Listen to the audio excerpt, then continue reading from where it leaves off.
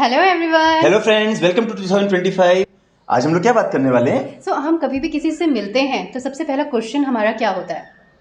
How do you do? But क्या हम really उसका आंसर चाहते हैं?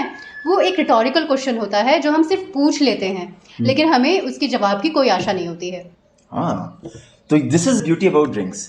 अगर हम कोई घर पे आता है हमारे, उसको हम पानी देते हैं, उसका मतलब क्या होता है? आप आराम से बैठिए, पीजिए, लेकिन 5 मिनट में हम लोग फिर टाटा बाय बाय करते हैं।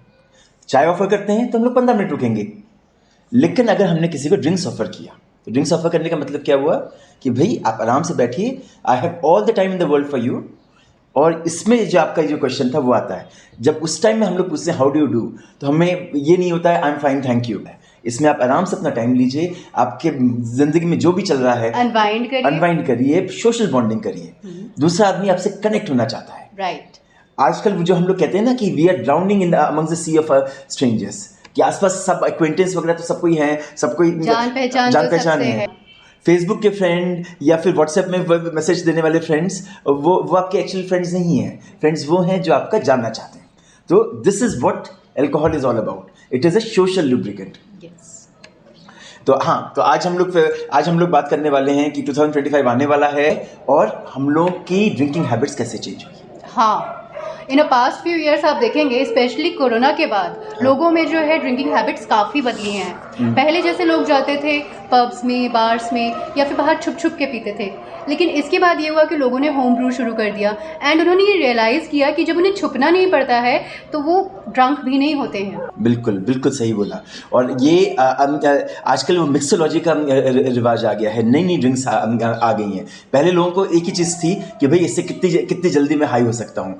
एक घंटे में 30 ml तो इंडिया में कोई पीता ही नहीं था, 60 ml पीना है, 90 ml पटियाला पैक 90 ml पीना है, कॉम्पिटिशन हो जाता था। चक्कर आना, हैंगओवर होना, उल्टियाँ करना। उसकी जगह अब अगर आप देखेंगे तो people are talking about gin, people are talking about tequila, ये लिक्योर्स, इन सब के बारे में बात करने लग गए। जो इंडिया जो लैंड ऑफ विस्की बोलते थे, उसमें अब नई नई चीज़ें आ रही हैं। बट इफ़ यू सी, आजकल इंडिया में काफ़ी एजुकेशन लेवल बढ़ गया है। हाँ। अब ड्रिंक्स का परसेप्शन बिल्कुल ही चेंज हो गया है। अब जो है वो हेल्थ के लिए भी कंसर्न हो गए हैं।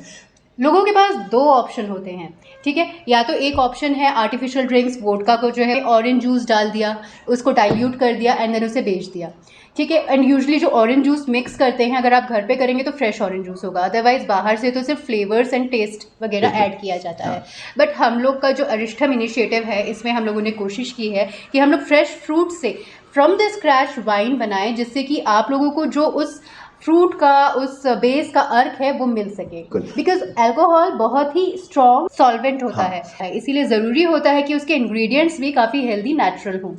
तो अरिष्टम में 3 खासियत हैं। पहली चीज़ है हम लोग नेचुरल फ्रूट्स यूज़ कर रहे हैं, तो इसमें कोई आर्टिफिशियल कलर्स नहीं है। दूसरी चीज़ है कि हम लोग कोई सिंथेटिक एसेंस नहीं यूज़ कर रहे हैं, तो इसमें जो भी फ्लेवर्स आ रहे हैं आपके वो नेचुरल हैं।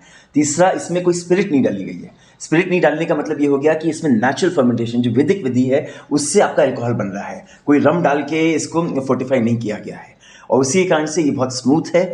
हायर अल्कोहल, 15% अल्कोहल होने के बाद और हैंगओवर इसमें बहुत कम है। नाउ हम लोग और भी बात कर रहे थे कि चेंजिंग एटीट्यूड। अब अल्कोहल का एटीट्यूड भी लोगों में चेंज हो गया है। पुराने ज़माने में अगर आपने देखा हो, एक हिंदी मूवी में वैम्प की होती थी, लड़की ने अगर वाइन ले ली तो बिल्कुल है ना, सिगरेट है हाथ में, वो जो है, अब वो वैम्प की वो टैबू खत्म हो गया है। अभी अगर आप देखेंगे तो almost 40% of the beer consumption, जब दिल्ली बॉम्बे में अगर आप देखेंगे 40% ऑफ बियर कंजम्पशन आपका फीमेल्स के कारण से हो रहा है। अगर आप किसी भी बार में जाएंगे तो 60% जो कॉकटेल जो ऑर्डर की जाती हैं वो फीमेल्स ऑर्डर करते हैं। मैटर की स्टैटिस्टिक्स क्या है, लेकिन अगर आज मुझे लगता है, मे बी हो सकता है कि मैं महीने में एक ही बार लेती हूँ, लेकिन अगर लेती हूँ तो I should feel comfortable about it. ऐसा नहीं होना चाहिए कि मैं 10 जगह देख रही हूँ कि कोई क्या कहेगा, क्या सोचेगा। Exactly. So this is all about changing attitude and villainization of women. हम लोगों ने बात किया था सोशल ड्रिंकिंग के बारे में, हम लोग बात कर रहे थे। अब अगर जो क्रिकेट का मैच होता है तो उसमें लोग अनवाइंड करते हैं, तो हाथ में सामने बियर्स रख लिए।